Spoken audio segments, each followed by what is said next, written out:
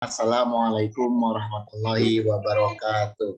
Waalaikumsalam warahmatullahi wabarakatuh. Alhamdulillah nahmaduhu wa nasta'inuhu wa nastaghfiruh wa na'udzu billahi min shururi anfusina wa min sayyiati a'malina may yahdihillahu fala mudhillalah wa may yudhlil fala hadiyalah. Asyhadu an la ilaha illallah wa asyhadu anna Muhammadan abduhu wa rasuluhu la nabiyya ba'd.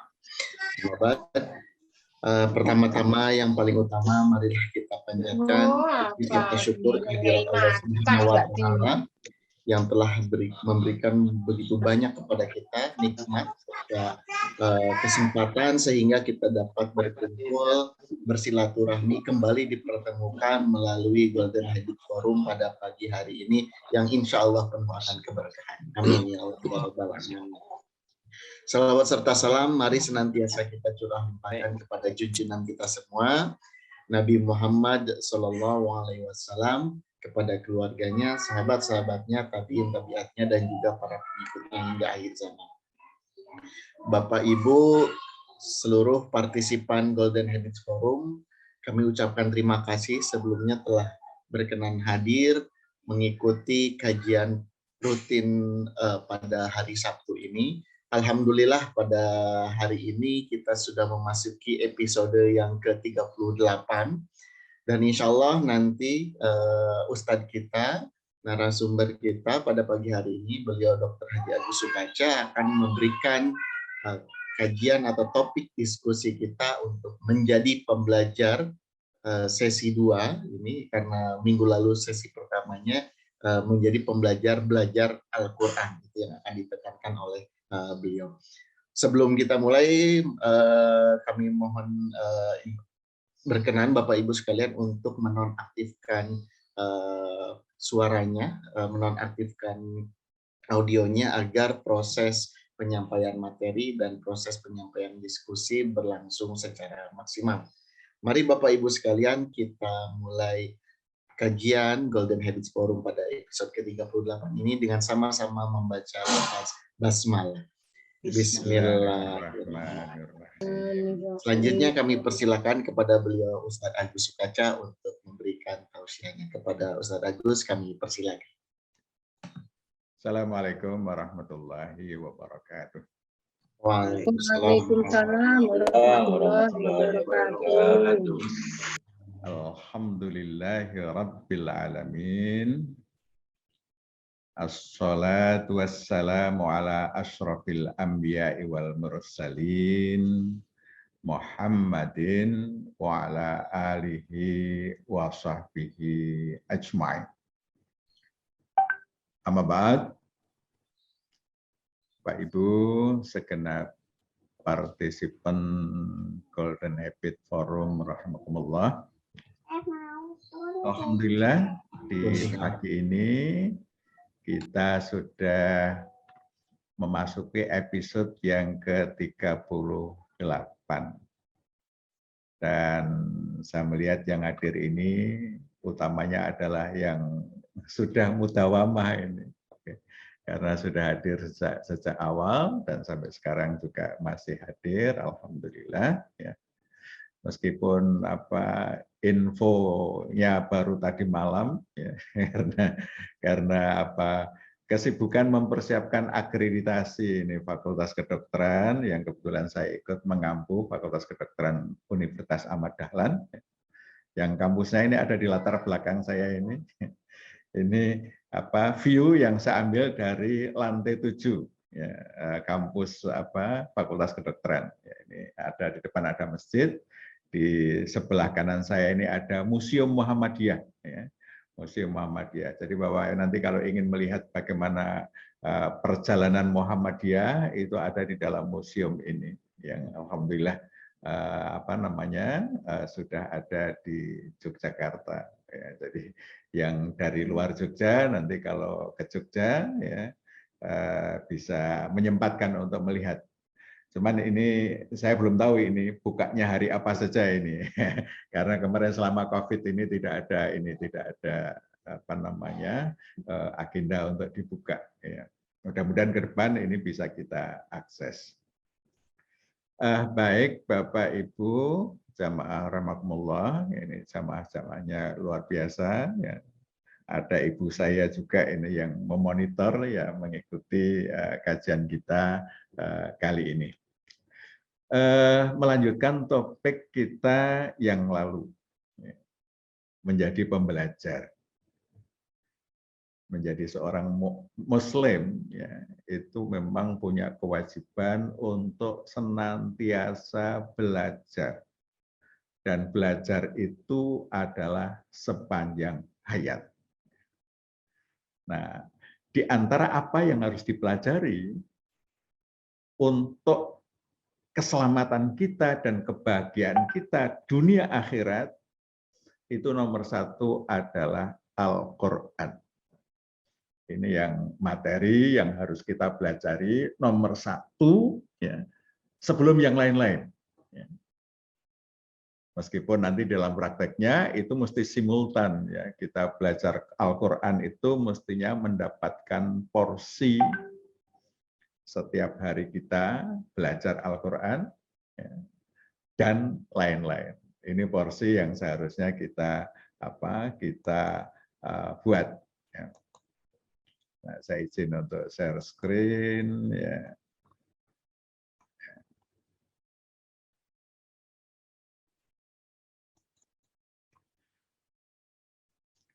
Nah, Bapak Ibu sekalian, Allah memberikan kita itu Al-Quran. Ya. Al-Quran ya, itu sebagai hudal linnas wa bayyinat minal huda wal furqan. Bahwa Al-Quran itu adalah petunjuk bagi manusia. Ya. Hudal linnas. Ya.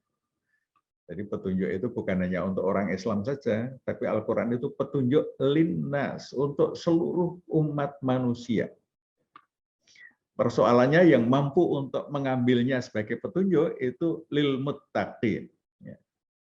Orang-orang yang muttaqin. Tapi pada beberapa aspek ya, itu yang tidak muslim saja itu juga bisa mengambil petunjuk dari Al-Quran itu. Yang kedua adalah wa bayyinatim minal huda, sebagai penjelas ya, dari petunjuk itu. Ya. Bayyinat minal huda wal furqan, dan pembeda, membedakan mana yang baik, mana yang buruk, mana yang benar, mana yang salah. Ya. Jadi indikator pembedanya ya, yang ini baik, ini buruk, itu tentu Quran. Ini sebagai fungsi utama dari Al-Quran itu ya, menjadi petunjuk, penjelas dari petunjuk, menjadi pembeda. Ini fungsi penting ya Al-Quran. Adapun fungsi-fungsi tambahan yang lain ya, sebagai syifa ya, itu ada fungsi-fungsi lain ya, yang itu akan menyertai dari membaca Al-Quran atau dari Al-Quran itu sendiri. Nah, Bapak Ibu sekalian, faktanya itu yang bisa baca Al-Quran dengan benar itu lebih sedikit dibandingkan yang tidak bisa. Saya beberapa kali melakukan survei, ya, dulu ketika masih pelajar itu survei adik-adik yang masuk sekolah Muhammadiyah. Dulu di Jogja itu ada namanya MABICA, Masa Bimbingan Calon Anggota dari IPN. Nah itu kita lakukan tes baca Quran. Ternyata yang masuk sekolah Muhammadiyah, yang baca Quran, yang bisa baca Quran itu tidak lebih dari 20%. Ini pada waktu saya masih belajar hasilnya sekitar 20%. Kemudian ketika saya diserai memimpin sebuah amal usaha Muhammadiyah, itu karyawannya ada 400-an, itu kita tes satu persatu, yang bacaan Qur'annya lancar, itu angkanya itu juga kisarannya mirip-mirip. Ya, sekitar 25% nggak nyampe. Ya, ini mereka sudah menjadi karyawan sebuah amal usaha Muhammadiyah. Ya, ini ternyata ya, dalam kelompok amal usaha Muhammadiyah, ya, itu yang bisa membaca Al-Quran dengan benar, ya, itu lebih sedikit daripada yang tidak bisa. Jadi lebih banyak yang tidak bisa. Ini kejadian beberapa tahun yang lalu, mudah-mudahan karena ini banyak program yang diselenggarakan untuk pemberantasan buta aksara Al-Quran di amal usaha Muhammadiyah, mudah-mudahan sekarang kondisinya sudah berbalik. Ya, jadi lebih banyak yang bisa. Nah, tetapi yang kedua ini, ya, yang mengerti bahasa Arab Al-Quran, ternyata tambah sedikit lagi. Ya. Jadi ini belum tentu 1001 ini yang mengerti bahasa Arab Al-Quran. Sehingga Quran sebagai hudan, ya, itu masih belum banyak dimiliki oleh sebagian besar umat Islam.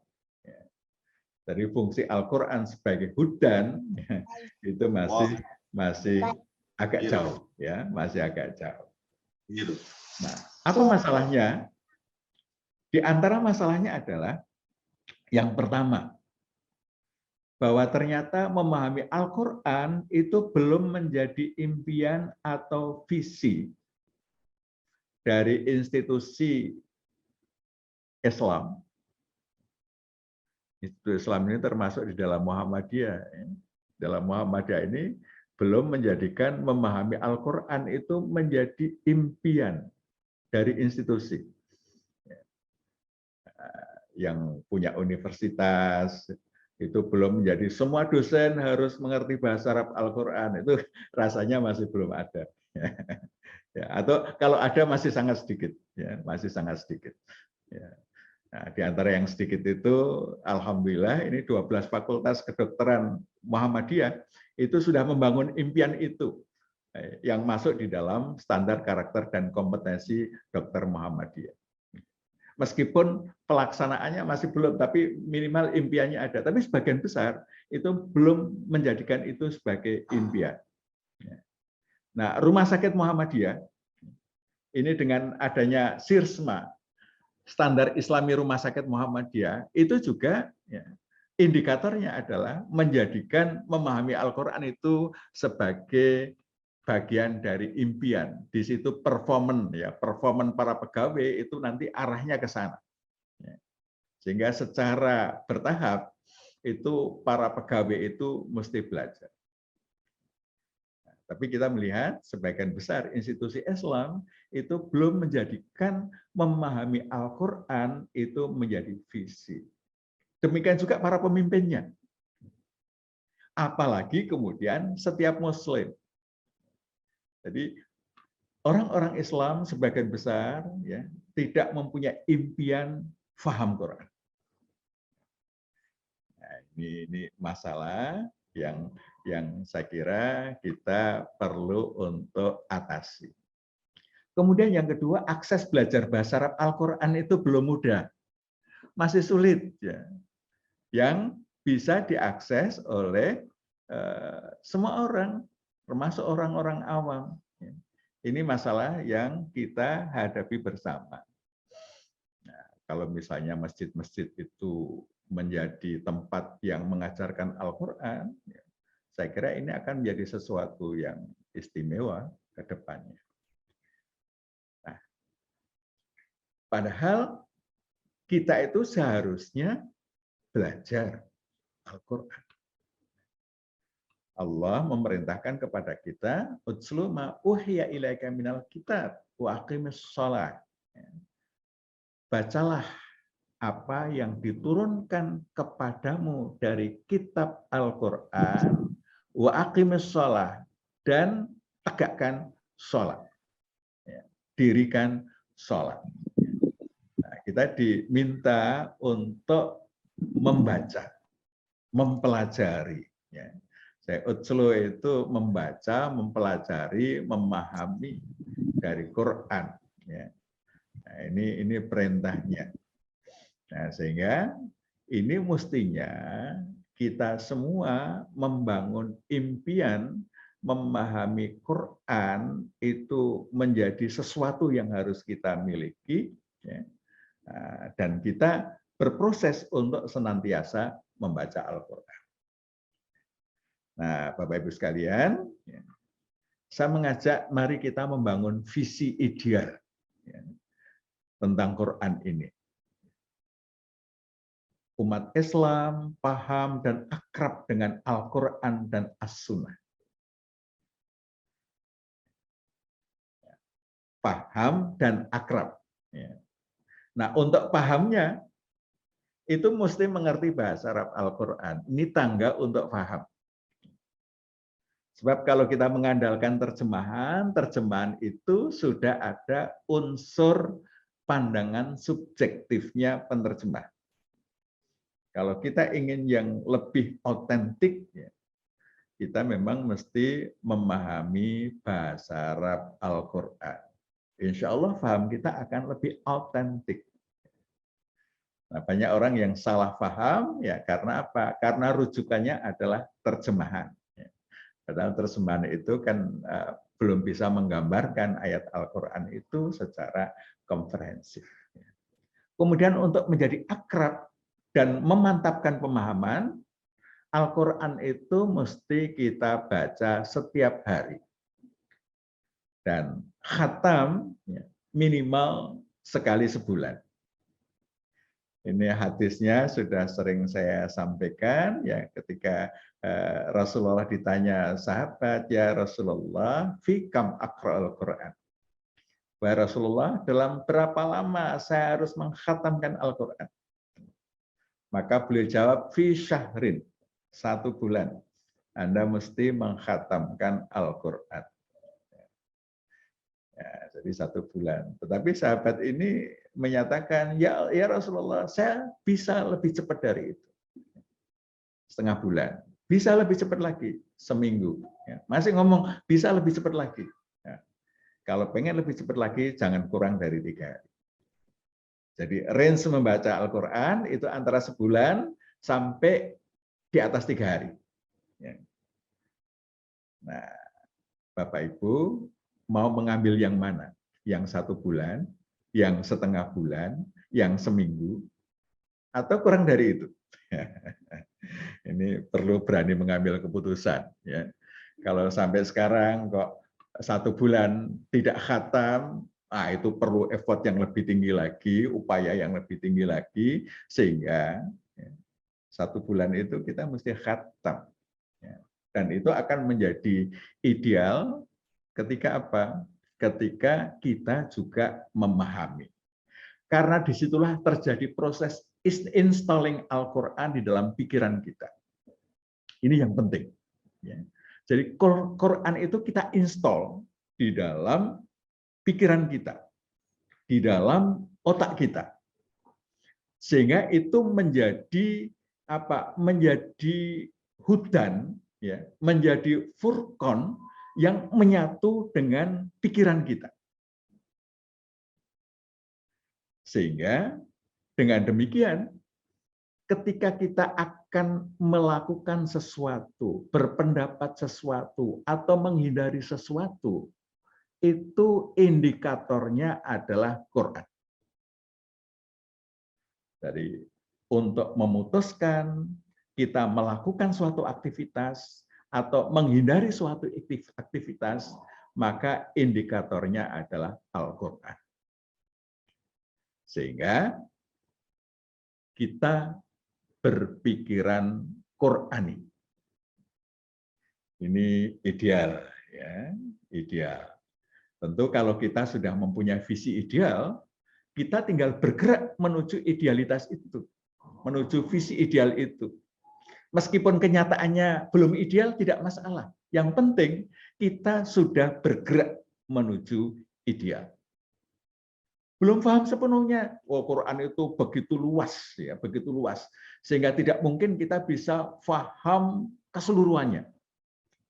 Tapi paling tidak setiap kita tadarus, setiap kita membaca, mengkaji, ada yang kita install di dalam otak kita. Ya. Parameter benar salah, parameter baik buruk, ya. Kemudian beberapa petunjuk-petunjuk tertentu itu kita install. Dan begitu kita install itu menjadi menjadi indikator penting bagi kita di dalam memutuskan sesuatu. Sebelumnya kita sudah mengkaji bahwa dalam satu hari kita memutuskan banyak sekali masalah. Ya. Kita putuskan. Nah, indikatornya apa? Ya. Banyak orang yang indikatornya apa yang terjadi di lingkungan. Oh, ini untuk masyarakat, ya, oleh masyarakat ini dinyatakan baik, saya ambil keputusan untuk melakukannya. Nah, kapan kita indikator kita memutuskan sesuatu itu adalah Quran. Ini idealnya. Ya, saya kira umat Islam akan menjadi luar biasa kalau ini sudah dilakukan. Nah, oleh karena itu, ya, mari kita belajar. Mari kita belajar. Karena Rasulullah SAW menyatakan, Inna afdalakum man ta'allamal Qur'an wa 'allamah. Sesungguhnya orang yang paling utama di antara kamu adalah orang yang mempelajari Al-Qur'an dan mengajarkannya. Jadi belajar Al-Qur'an, mengajarkan Al-Qur'an itu menjadikan kita menjadi orang yang paling utama. Nah, siapa yang lebih utama? Yang lebih utama yang lebih banyak belajar dan mengajarkan. Nah, jadi kita perlu lebih banyak belajar dan mengajarkan Al-Qur'an. Ini sebuah kegiatan yang sebenarnya pasangannya ya belajar yang mengajar. Begitu kita sudah mempelajari dan mengetahui tentang sesuatu, kita mesti mengajarkan. Jadi sebuah kegiatan yang simultan, belajar dan mengajar. Sehingga kita jangan hanya belajar saja, kita belajar dan mengajar. Ini akan mendorong kita menjadi orang yang utama. Oleh karena itu, saya mengajak Bapak-Ibu sekalian ya, melakukan gerakan belajar mengajar Al-Quran. Jadi gerakan belajar mengajar Al-Quran. Ini kita kembangkan, mudah-mudahan menjadi bola salju, ya, sehingga arahnya, visinya sebagian besar umat Islam faham dan akrab dengan Al-Quran. Nah ini kita menyusun sebuah metode ya, yang disebut dengan MBBA Al-Quran. Ini MBBA Al-Quran ini mari belajar bahasa Arab Al-Quran. Ini yang kita coba, kita kembangkan ya bersama dengan sahabat-sahabat saya di Ma'had Al-Quran Hasan bin Ali Universitas Muhammadiyah Kalimantan Timur. Ya. Nah, ini untuk membangun visi generasi yang Qurani. Nah, Bapak Ibu sekalian, metode MBBA ini adalah upaya untuk mempermudah proses belajar mengajar Al-Quran. Jadi dengan metode ini, masyarakat atau umat yang tidak punya akses ke pesantren, tidak punya akses ke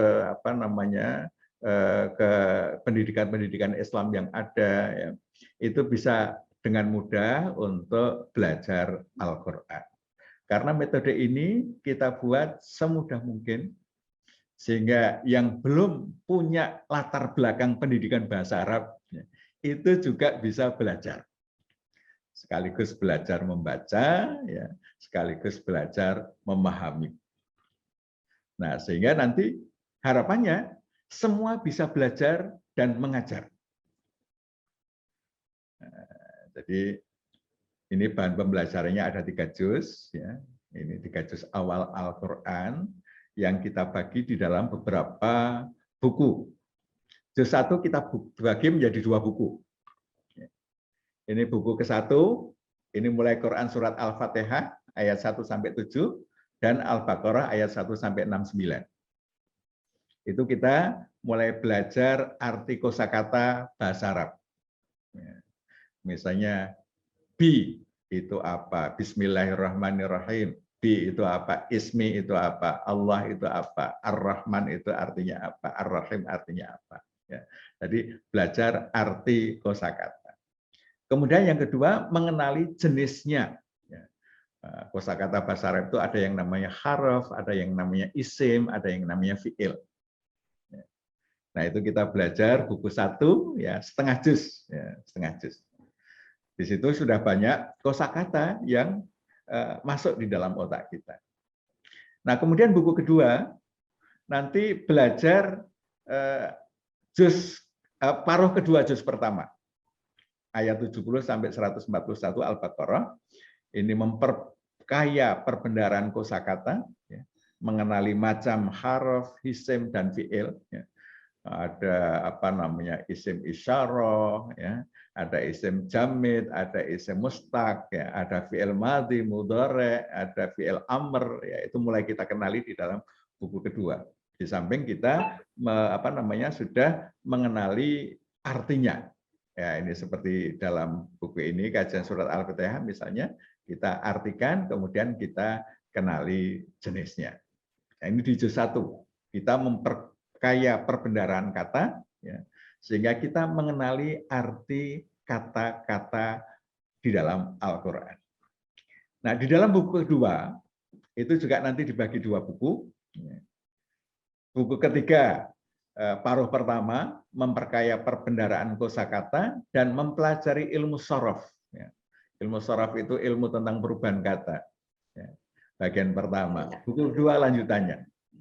Jadi di dalam juz 2 ini kita sudah mulai belajar shorof secara sederhana. Kemudian nanti buku 3 itu nanti belajar nahwu. Ya, belajar nahwu. Dibagi 2 buku juga, ya. Belajar nahwu, tata bahasanya. Nah, sehingga dengan 3 juz ini kita pelajari, itu sudah lebih dari 80% kosakata yang ada di dalam Al-Quran kita kuasai. Jadi lebih dari 80%. Ini kan sudah sangat signifikan sekali. Dengan belajar 3 juz. Artinya kita ketahui, perubahan katanya kita ketahui, ya, kemudian nahwunya kita ketahui, ya, ilmu tata bahasanya kita ketahui, ya, ini sudah bisa menjadi bekal untuk memahami ayat-ayat selanjutnya. Juz ke-4, juz ke-5, juz ke-6, juz ke-7, itu banyak pengulangan-pengulangan kata yang ada dalam 3 juz pertama ini, sehingga ya, kalau kita 3 juz ini sudah kita kuasai, selanjutnya kita tadarus itu sebagian besar ayat-ayat itu sudah kita ketahui artinya. Nanti sambil jalan proses tadarusnya berikutnya itu kita memperkecil yang tidak diketahui. Yang 20% tadi dalam proses tadarusnya ya, kita siapkan kamus atau mungkin apa Quran dengan terjemah kata per kata itu, ya. Sehingga kalau kita tidak mengenali artinya, tinggal kita lihat kata di bawahnya itu kalau kita membaca Al-Quran yang ada terjemahan per kata itu. Apa artinya? Oh ini, nah, itu dalam proses selanjutnya, maka insya Allah kita akan memahami ayat-ayat Al-Quran itu secara langsung. Nah, di dalam metode ini itu ada logbooknya untuk mengevaluasi, ya, evaluasi seberapa jauh penguasaan kita ya, terhadap ayat-ayat Al-Quran itu. Ya, ini jadi misalnya ini logbooknya untuk Al-Fatihah setorannya B bisa melafalkan enggak? Oh, B bisa. Artinya tahu enggak? Ya. Jenisnya masuk huruf isim atau fi'il. Ya. Kemudian isim, ismi, ya, bismi, ismi, ya, bisa melafalkan, ya, bisa mengartikan, mengetahui jenisnya, ya. lafalnya ismi, ya, artinya nama, ya, jenisnya apa, isim, ya, dan seterusnya. Nah, sehingga dengan ini kita ada proses mempelajari bahasa Arab. Ini dalam proses pembelajaran yang kita siapkan, itu insya Allah ini bisa kita selesaikan satu buku, kita satu semester dengan sekali tatap muka. Ya, sekali tatap muka per minggu. Ya, sekali tatap muka per minggu. Nah, ini kalau kita rutin jadikan menjadi kegiatan mingguan kita, seminggu kita tatap muka, kemudian belajar mandiri, ya, maka insya Allah ini ada 6 buku. Ya, kalau satu buku selesai satu semester, ya, maka 6 buku itu bisa kita selesaikan dalam waktu 3 tahun.